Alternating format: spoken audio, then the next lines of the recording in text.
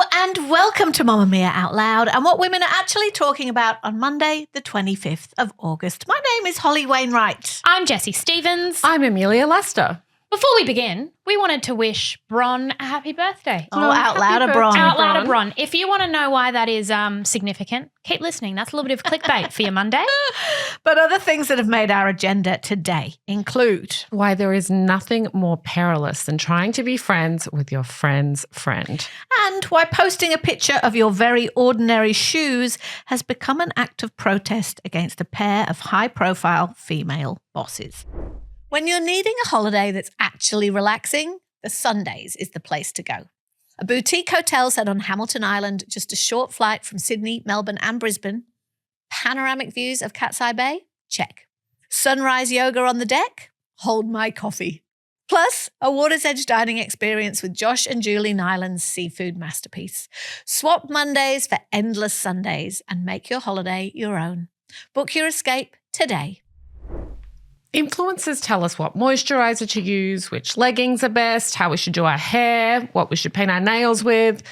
The question now is, should they also be conveying life or death information about natural disasters? Well, that sounds this so is good. real. Obviously, yes. This is real. At least one expert says yes. In a report which looked at how safety information was being communicated during two recent tropical cyclones in Queensland, they were Jasper in 2023 and Kirrily last year, a Griffith University researcher, Dr. Susan Grantham, has advocated for meeting young people where they are in terms of telling them what's going on, telling them what to do during tropical cyclones and other natural disasters. And she says that we need to get on TikTok for that information. She made a really interesting point. She said that we typically rely on politicians to tell us the information that we need to know in natural disasters. But the problem is that politicians, because they're in politics, we end up getting distracted by lots of stuff that don't have to do with important natural disaster evacuation plans. We end up thinking, has that politician been visible enough? Where's that politician? How are they performing? Yeah, right. Are they doing a good job of being a politician in this moment? Because in Australia, it's like, get your hard hat on, get your life jacket on, get yourself in front of a TV camera. That seems to be a kind of standard politician strategy. And it's like, we're busy having the dialogue of, is that helpful? Should they be doing that? Rather than actually, should I evacuate right now? Exactly. Got it, right. Exactly. And then, of course, there's this other dynamic happening, which is, I think we all grew up understanding that when something bad was happening, we needed to learn about it. In the first instance, we probably turned on the radio or TV. And then at least for me, when I've been involved in natural disasters, there was one natural disaster that I had to deal with, I went to Twitter. But the young people are not necessarily going to Twitter, or to X, or to the radio.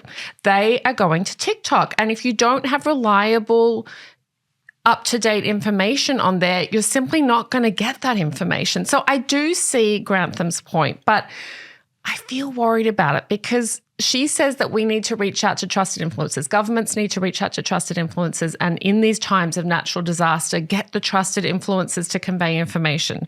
But my question is there such a thing as a trusted influencer? And trusted with what? Like who I affiliate trust. links. Yeah, sure. Exactly. I trust this person to give me a really good house tour. But do I trust this person to tell me how severe this cyclone is? No. It feels like a cop-out where I don't want to sound hyperbolic, but this is apocalyptic. But like I was thinking, my takeaway from reading this was politicians need to step up. Like if you're a politician who is using this moment to get political, to blame blah, to whatever, do better. And I think that we saw politicians do better during COVID. I think that they had to put politics aside because it was a national emergency. I'm sorry to talk over you because I've been told that I do that too much, but I have to talk over you. Look at how Dan Andrews' press conferences became the debate topic in themselves rather than COVID. But they had facts. They had, this is how many people were diagnosed. This is how many people are in hospital. This is like, wasn't that helpful? No one heard the facts because they were too busy debating whether Dan Andrews was a good politician. Holly, I know you must agree with me on this. Well, look, I see Jessie's point, but I think that part of that, I actually agree with the argument that politicians aren't the best people to put these messages across. The best people to put these messages across are the people from the emergency services. Shane Fitzsimmons. Exactly, Yeah. right? Remember when we were all obsessed with Shane? Remind me. It was 2019, 2020 bushfire season. My mate Shane, who was the head of the New South Wales Rural Fire Service, he would stand up. He would give us no bullshit information. I trusted that guy with my life. Yep. My family got trapped in bushfires and it was horrific and scary. And that man, was he given Australian of the... He was given some... he did. He got a lot of awards, and so he should have. Yeah. Because the thing about politicians, and this is increasingly so, I think, is we're so busy looking at absolutely everything through a political lens and thinking our own thoughts. So it's like we might be thinking, well, if your government had done more about climate change, maybe we wouldn't be in this position in the first place. You know what I mean? And if your government hadn't cut funds to such and such and such and such, maybe we would have had a better response. And all those things are valid, but they're not helpful in the moment. So I think it's really interesting what we expect from leaders in moments of crisis. Every Australian could absolutely repeat to you the fact that Scott Morrison's responses to the terrible bushfires of that season, of that black summer of 2019 into 2020, was part of his undoing. It's just now part of the law that is exactly what happened, that he wasn't around enough, and once he was, it seemed like he was using it much more as a photo opportunity than as any kind of meaningful help and assistance, that there was so much criticism of his response that it was a large part of ruining his career. We want our leaders to be visible and calm, and we want them to express to us what we need to hear. But are they the best people to do it in this hyper-politicized climate? I think possibly not. I reckon that experts are, on one hand, I think that they are really important. The idea that like blue-eyed Kayla Jade would be giving me any sort of information on what I'm meant to do in a natural disaster. And these conversations are more pressing because we know that climate catastrophe and natural disasters are increasing, and especially in Queensland. I mean, every year there is just something horrific. I went and looked at Cyclone Alfred, which was a few months ago in Queensland, and looked at what the top TikToks were because I was really interested in how it was sorted. And it was news clips, which are actually, that's what the news is for. For all the shit that journalists and media companies get, it was local news reporters who were standing there giving you the information that was being shared, that was being engaged with. The issue was misinformation, because the second there's a natural disaster, for some reason the internet does this thing where they put a shark, they Photoshop a shark in a really weird place. It's every natural disaster. There's like a flooded... Sharknado. They do it'll be like Town Hall, flooded, and there's just a shark. And it's just they do the same thing every time. That stuff, really unhelpful, really, really annoying. But mostly, I think that if you can surface more and more news clips, and what TikTok needs to do is flag AI generated and flag misinformation. Like, that's your responsibility. I'd like to believe that's true, but there is a trope, and I don't know if it's only an Australian trope, maybe you can tell me, and Amelia, that anytime there's a whiff that a cyclone or any kind of disaster might be coming, all the journos from, Breakfast TV and everywhere in the world get their high vis out. They get their raincoat on. Get their raincoat on, and they are there, and they are they are finding any rain they can find, and they're standing in front of it, and they've got a wind machine going, so their hair's all blown around like this, and they're like, I'm here. And I always think, is the nation's commercial media descending on this disaster zone in this moment? Is this helpful? Is this helpful to anybody? I think we're getting more literate in understanding how to go to the source on it. I know that in the fires, in that terrible fire season, I know with the flooding, I have the Bureau of Meteorology app. I had the fires near me. I know that in America during the terrible recent fires in California, everybody had, you go get directly. text messages too? Yes, and it's not perfect, but it's got to be better than, look, sometimes I'm an influencer and you do not want to be counting on me in a crisis. Amelia, can I ask you, are there some things where maybe TikTok isn't the place? Like, should we really be encouraging young people? It's like, well, they're already on TikTok. Maybe they get off TikTok during the cyclone. Yeah. Is that a fair enough thing to say? I mean, speaking as someone who used to be addicted to Twitter during natural disasters, I suppose I can't speak. But I'm glad that you mentioned this, because I do think this gets back to a conversation we've had on this show before, which is about gatekeepers and about how information is now free to circulate like a sharknado through the roads and avenues of our great nation. Whereas before, we used to have people like journalists say, okay, this is correct, this is not correct. And what I worry about is that, you've both said how important it is to go to the source and rely on local news, but we don't really have any local news anymore. The ABC is seeing huge funding cuts. It's a little bit chicken and egg. So it's all very well to say, let's go in the time of crisis, go to the local news. But the local news needs to survive year round, not just during a natural disaster. I want to talk about something that's very fraught and a little bit raw for me. So the topic is friends of friends. Yeah. This came up for me recently because I met a friend's friend and we did not like each other. Are we site. your friend's friend? Because we're Mia's friend. That's occurred to me. I think I'm your friend, so maybe I'm actually a friend's friend. I want to call each other colleagues for the purposes of this conversation because I want to be able to discuss in a no-holds-barred way the concept of a friend's friend, and it's going to get uncomfortable. Okay. Friends is really complicated. And a few years ago, my best friend at the time met my other best friend at the time. And they were over at my flat. And one of them was taking her daily multivitamin. And she's a very generous, effusive person. And she turns to my other friend and says, oh, would you like a multivitamin? That's nice. And very nice, yeah. I mean, it's a little odd, just like she is, but that's okay. And then the other friend said, no, I choose to get my vitamins and minerals from my daily diet rather than a pill. Oh, dear. No. That person is too honest. Just say no thanks and shut up. Yeah. So back to what happened to me. So when I met my friend's friend recently, we were chalk and cheese, as they say. I think I was the cheese and she was the chalk, but that's my own view. And I want to figure out why it is that friends never work, because they should, right? Logically, it should work. So you mean that time when your mate maybe has a birthday dinner or some kind of, and you meet this person that you might have been hearing about for a long time. Oh, you've got to meet Betty.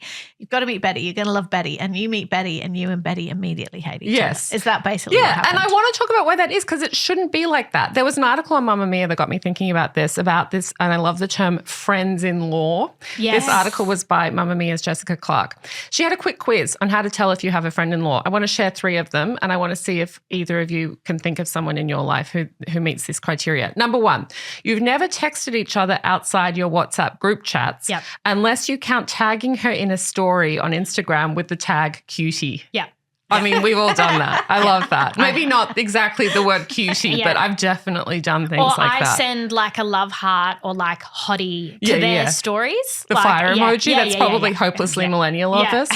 Number 2, you once told her your biggest fear in a bathroom stall at a mutual friend's birthday dinner, but you've never had a coffee together. Oh, correct. Yeah, that would be very weird if we I should initiated. Get together, you say, and then it's literally never going to happen. It would be a betrayal. My favorite, number 3, is when you hear about her exclusively via your mutual friend. So, for instance, your friend might be like, she's seeing someone new, he's really hot, but she's being cool about it, and you act as though it's your business, but it's really not. Yes. It's my favorite conversation. It's my favorite. And so Jessica calls this friend-in-law a social glitch, and she implores you not to try and escalate the relationship to an actual friendship. So here's the topic that I want to put to you both. 35 years ago, the movie When Harry Met Sally famously asked if men and women could be friends. But the question I want to ask you two is, can you ever really be friends with your friend's friend? Oh, my God. Isn't it funny? I've tried, but it's still like Holly's friend. Like before I'd call them my friend, I would still, and I only see these people in the context of a mutual friend. I feel like I can't claim ownership, but I find that I have a few what I would term crushes. Yes. Tell us about those. So I have people who, like, a really close friend of mine has this friend who I'm obsessed with. Yep. Like, I love hearing about her life. Yep. I love following her on Instagram. I love it when there's a dinner and I know that she's going to be there. You know everything about her. Everything. I think she's fantastic. But there's this wall that I feel like I would never be able to see her without the other friend. No. Because that there is the breach. Yes, exactly right. Is it a breach? Would you be offended? But why is it a breach? I don't know why I feel that way. There are different ways in which this dynamic can go wrong. One of them is the way that you're talking about, Amelia, and we need to hear more about this in a moment, Yeah. which is you meet your friend's friend and you don't get along. And that's a problem And it's not uncommon, we should say. It's not uncommon, and we can unpack the reasons why. But then the other scenario is you meet your friend's friend and you really get along and you would like to be proper friends with them. And that brings its own problems. You're right. Because if you try and leapfrog your original friend there to make a connection, unless, of course, there's a circumstance in which the other friend's out of town. Or maybe they don't live near you or they're busy that night or whatever, then maybe, but it's always going to be fraught because then it feels like you're stepping over them. Which then brings me to the point. Okay, so let's say Holly has a friend who I love, right? I think she just sounds like a really good time. Everything Holly tells me, I'm just obsessed with her, right? Maybe what I really love is her as a character. Maybe I don't need to have a coffee with her, but I like the plot. I like staying across her. She's a character in the Holly plot. Exactly. Yes. So when I sit down with Holly, I won't say, Holly, Love how that. the kids, meh, no one cares. What I will say is, how is blah going? Tell me how that date went. Tell me so how the holiday true. went. And I find that is so true. interesting. That is so true. It's like a scripted drama that you don't have to script Yes. yourself. But you don't need to meet those characters necessarily, do you? It's fun to meet them every now and Well, then they're and like just a put a face to a celebrity. name. When you do meet them, you're like, I've heard so much about It this is a celebrity person. because you're also like, there is not a single thing I don't know about you. Like I know everything and you don't really know me. Is the problem, so when you meet the friend's friend and you don't get along, as per your situation, Amelia, do you think it's often because you think, how could you like both of us when we're so different? Okay, no, I have a theory. I'm so glad that you mentioned it. And I'm glad that you broke it down into those two categories. It's important that we be rigorous in this analysis of friends. So back to the friend's friend who you can't stand. Here's my theory. Your friend's friend is the funhouse mirror version of you. You think that the friend's friend is going to be like a spin-off of your friend. And that's why you think, rationally speaking, you should get along with them. They're kind of like your friend, but just with a twist. No, they're like you with a twist. And that's very confronting. So this is like the idea that the people who annoy you the most, the people you clash with the most, are the ones most like you. Because they remind you of yourself and all the things you can't stand about yourself. Maybe I'm a narcissist, so I fall in love with my friends' friends because I'm like, you're wonderful. Interesting. You're so interesting and fun. And I'm just looking in my fun house Well, mirror. no, I think Holly's right. There are the two categories, and we've all had that crush on a friend's friend. But I don't feel that I'm protective of my friends. I want to just sort of push back a little bit. So I do have two friends separate from the others that I mentioned who have become better friends with each other than with me. And I probably should find this confronting, but I actually find it kind of like cozy in a way. Yeah, I quite like it. I like the idea of bringing people together. It's like a setup. Yeah. And I feel responsibility for their joy. I guess it depends a little bit about how you feel about your friend, whether you're secure in that friendship maybe. Because when you feel less secure in the friendship and they become really good friends with your friend, I think that is more a problem. But if you are quite happy to have this friend and you feel you're on solid ground with each other, I'm fine with them becoming friends with my friends. Holly, what do you think? You like keeping distinct. You like I like to have groups. I don't like to really mix the groups up too much. But I'm not protective of my friends, I don't think. Possessive of my friends, I don't think. I think I'm quite fine. I like it if people like the people I like. You know, it makes your life easier, let's be honest. But there are times when you meet your friend's friend and you think, it would be great for us to hang out. And do you ever, but you just know you can't. Are you ever in the situation where friend A meets friend B and you go, oh shit, friend B is going to hate friend A. And then friend A says something and you're like, you fucked it. And then you've just got to sit there in the middle going, this is so offensive. This is so, and you can see that they're going, you know them there's so nothing more well. uncomfortable. I get sick even thinking about that because I hate uncomfortable situations. And when you know, you're like, don't say it. Don't bring that up. Don't bring that up. Don't bring that. Oh, here we go. But I had a real turning point on that recently because I had a birthday dinner for my partner and we invited a bunch of people who are in his social circle. And I knew that one of the people in this circle would hate another person in this circle. And I always used to be really nervous about that because after all, it was me throwing this party. I'd invited them both. I worried about the responsibility that I had for them to get along. But then I realized that as both of them started behaving in exactly the predictable ways that I expected and, of course, hated each other, that's not my problem. No, it's not. It's no longer my problem. Let them. strap in, friends. I'm about to top line a shoe scandal for you that goes right to the top of one of the country's most powerful institutions and explain how one pair of distressed designer trainers has become a symbol for all that is wrong with the management of Australia's educational institutions. Are you ready? Mia gets so mad when we pretend to be experts about shoes without her. She's going to be listening to this going, I know. no. Don't worry, I think Amelia's bringing some specialist knowledge. That'll upset her even more. Excellent. It will. Now, quickly, I need to explain that this segment is not going to explore the complexities of higher education. Yeah, no. Of an important and controversial overhaul of Canberra's Australian National University. Damn it. No, we're not doing that. I'll put my notes aside. The segment is going to explore how shoes became a symbol of struggle for the employees of ANU who have made allegations of mismanagement that have been denied.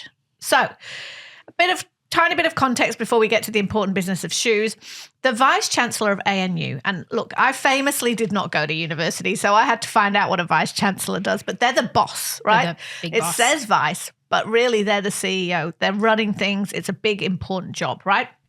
The Vice-Chancellor of ANU is a woman called Genevieve Bell, and her shoe choice is about to matter a lot.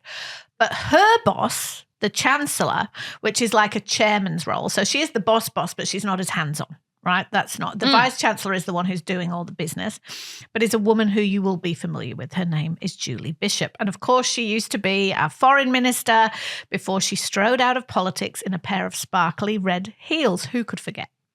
She was a major player in that whole era of like Abbott, Turnbull, blah, blah, blah. And famously, when she left politics after saying she'd been broadly ignored and sidelined and bitched about by her male colleagues, there was a famous, iconic photograph of all the black shoes of her male colleagues and her ruby red Roger Vivier heels that are now in a museum. Is Roger Vivier, is that an expensive brand? Fancy French shoes. Amelia is dying. Okay, let's get back to this. So ANU is currently in a severe cost-cutting phase. So are lots of other universities, right? Crisis. We're not getting into that. But there are many people who work there, former employees and students, who are pissed off about what they see as mismanagement and misplaced priorities in both the spending that got ANU to this point and the way the cuts are being managed. Now, a story in the 9 newspapers this weekend by Jordan Baker said it was particularly the choice of Bell's footwear at a university cultural event earlier this year that gave all the pissed off employees a symbol for their struggle. You see, Genevieve Bell wore a pair of golden Goose sneakers. Amelia, what are golden Goose sneakers? Golden Goose sneakers are my Roman Empire. I don't understand why anyone wants to wear them. Let me explain. They are sneakers that are deliberately scuffed up and distressed, and they cost $800. I'm quite into them. Why? And I never notice shoes. I don't often notice like markers of class/status. But when I had like, you know, situations where I've met up with other mothers or I'm at the park and I spot those shoes, I go, oh, must be nice. Someone is doing well. You remember when all fancy people were wearing those Gucci sneakers with the stripes and the old bumblebee? Yeah, it's like kind of like that. Well, like that, except with all dirt marks all over it. It's got a star, like a metallic star on it, and it does. It looks all worn and scuffed up. Yeah, look, and celebrities do love them. Beyonce, Naomi Watts, Millie Bobby Brown, lots of people have worn these sneakers. They've been around for a long time. They're made in Milan. They look to me like someone left them out in the mud for a couple of days, but I guess that's part of the appeal. Well, Bell wore them to the opening of this important cultural centre, right? And the choice of her very expensive footwear became such a big deal in the context of the fact the university was cutting all this, you know, cutting jobs and everything, that she actually had to come out and say, no, I bought them secondhand on eBay. They were much cheaper than you think. Now, considering her salary is a reported $1.47 million, she probably didn't need to find them on eBay, but she had to say that she did. Anyway, between Bell's shoes and Bishop's shoes, this is now political. And a website has been started called The Shoes of ANU, where current and former staff post pictures of their shoes, their shitty shoes, not their designer scuffed up shoes, but their actual shitty shoes, along with a DIY complaint. scuffing. Yeah, exactly. Along with a complaint about what's going on at ANU. So on this site, there are like bare feet from people who are like, look, I haven't even got shoes, to like the walking shoes that I walked away with, to Crocs, to trainers, to DMs, but basically with then their little story of what's going wrong for them at their work. And it's become a big thing, this whole shoes as a form of protest. Jessie, is it surprising that shoes are so political? And is there something gender coded about this as a choice of protest symbol? I reckon there is. Interestingly, a bunch of academics from the uni have written a piece going, basically, don't say this is about gender. We're really pissed off, justifiably so. And so we'll put that to the side. But I think the subject of shoes, I wonder if status markers for women are more conspicuous than some status markers for men. So men can have Hugo Boss shoes on. Do they make shoes? I imagine so. Or like a really fancy suit, right? Well, like Paul Keating famously loved an Italian suit, like a tailored suit, whereas a different kind of Labour leader would choose to almost deliberately wear a schlubby suit. Yes, but it doesn't have like Hugo Boss written on it, right? Like it's a little bit more, other than a watch. I imagine that a watch is a real marker of I've got my Rolex or whatever. Men, I know that's what they notice. But for women, there is something about having a designer handbag or a shoe that everyone notices. And I think that the dynamics of particularly education, there is a cliche among academics and actually a cliche among teachers that academics and teachers don't care about how they dress. That's part of, they are there because they are led by their values and they are underpaid, right? And so turning up, I remember lots of lecturers talking about it, turning up in the same jeans and the same T-shirt every day is like part of what they do.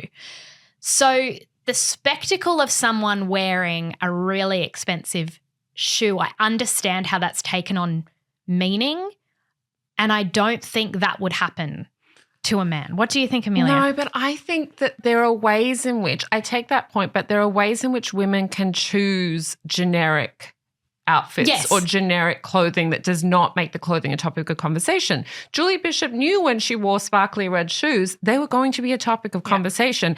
And I would say Golden Goose sneakers are pretty ostentatious when it comes down to it. They're very recognizable. So I'm thinking, for instance, of Penny Wong, Hillary Clinton. I don't know what shoes they wear. Do you? No, and remember when Julia Gillard, I think she was on the record as saying that her every day when she got dressed, the question she was trying to answer is like, what can I wear that no one will talk about?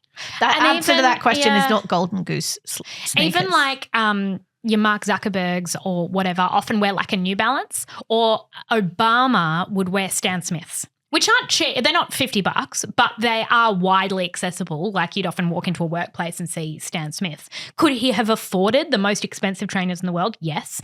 But that was clearly a conscious choice to be like, I'm the everyman. It's also about values, right? Because to your point before, Jessie, about in academic circles, it's kind of not cool to appear to care about what you look like.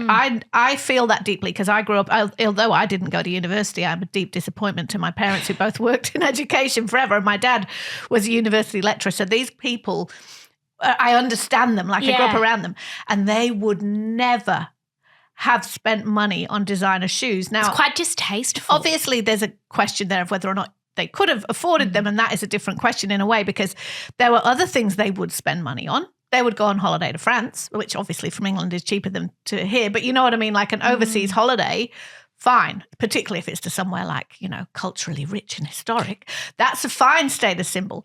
But shoes, like, oh, that's a little bit, you know, I don't know, there's a reverse snobbery there about what it says about you that's sort of cultural. And also I feel like saying, oh, but we wouldn't say this about men, it's a little bit of a cop-out because in choosing the Golden Goose sneakers or the red sparkly heel, you are asking people to pay attention to the shoe choice. That is not a generic shoe choice. Think about, like, for instance, Jacinda Ardern wore all-bird sneakers when she first became Prime Minister. Sensible, comfy. Sustainable, a company that started in New Zealand. She knew that the shoes are going to send a message. So you got to choose what message you want to send. And when you're wearing Golden Goose sneakers that are deliberately scuffed up for $800, you are sending a message. Or think about, for instance, Kamala Harris when she was first elected vice president. She was on the cover of Vogue wearing some black Converse All-Stars. Now, some people thought that was really inappropriate to be the vice president on the cover of Vogue wearing sneakers, but she saw it as the message she wanted to illustrate was, I'm getting to work, I'm getting going, I'm not worried about these frivolous things. So I think we have to accept that particularly for women, your clothing is going to send a message. What's that message? It's fair game for us to talk about. Well, what this has done is it's given a galvanizing symbol to a group of disaffected people, right? So the people who are pissed off with this management, and they insist that it has nothing to do with gender, and I have no reason to disbelieve them, have now got a thing to galvanize around. So there are posters popping up all over the campus that say resist sneaker capitalism. And it's kind of given a symbol and something to post and something to talk about, which is what you need for a movement, right? They're very clever, these university professors. It's funny that, isn't it? But so it's kind of, it's almost like the shoes are by the by, except it's juicy that we would be talking about it. That story in the 9 papers was run with it with the headline and the photographs because you've given people something to hang their attention on. Do we think or do we want our rich people to behave like poor people? Because the real story here is a disparity between how much the Vice-Chancellor earns, which is a source of tension in just about every university in the country, how much they earn, as opposed to the academics who are either casualised or have literally lost their jobs. Or like the courses they're choosing to cut. And like the decisions that are being made inside the university about what matters and what the values are and which courses we're sustaining, which ones we're investing in, which ones we're doing away with. It is the issue is the salary, not the shoes. Yes. So do we, but is it kind of like disingenuous to go, we know how much you're making, but I expect you to wear Doc Martens all the same. Yeah, exactly right. Even Doc Martens, I mean, they're not too cheap, but like, yeah, is that, do we want them to pretend like she's the every woman when she's not? Yeah, but these sneakers are $800. There are plenty of sneakers that are not $800. I think that's a choice. But I wanted to interrogate my own viewpoint on this, and I thought, have we ever talked about a men's shoes in public life? And I came up with 2 examples. One is the American politician Ron DeSantis, who wears cowboy boots that people believe have a bit of a lift in them. Because cowboy boots are already slightly heeled, but people think that his were maybe more heeled. And the other one is Jeff Bezos, pretty famously wears lifts in his sneakers. A lift, something that makes you taller. Yes. Exactly. Oh. Because for men, height is a big deal.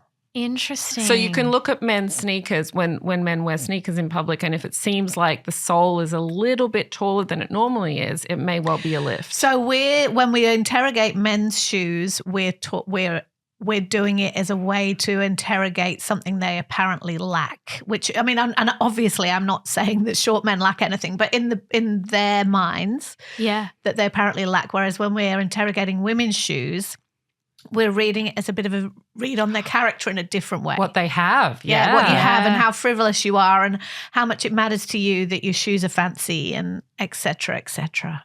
I've got another one. Rishi Sunak, so the former British Prime Minister who was deeply unpopular and lost the election in an absolute landslide, but he was once photographed wearing Adidas Sambas. I think I've got them on today. Yes, and it got so picked up that he was wearing these in a profile piece or whatever that he had to apologise because he'd given Adidas Sambas a bad name. And no one wanted to wear them anymore because they were like, we don't want to wear Rishi's shoes. So, maybe it does sometimes hit the men. And Rishi was famously wealthy, right? Rishi Sunak, a very wealthy man, married to a very wealthy woman, and it was one of the things that was frequently used to criticise them was how could they possibly understand what the average Brit is going through in this cost of living crisis. And his choice to wear Sambas, which, to your point, Jessie, are a bit expensive. Yeah. They're not cheap, but they're not $800 expensive, was seen as a bit of a deliberate play to be an everyman, a slightly cool everyman. We're obviously going to be back in your ears tomorrow. A massive thanks, as always, to our talented team for helping us put this together. Bye.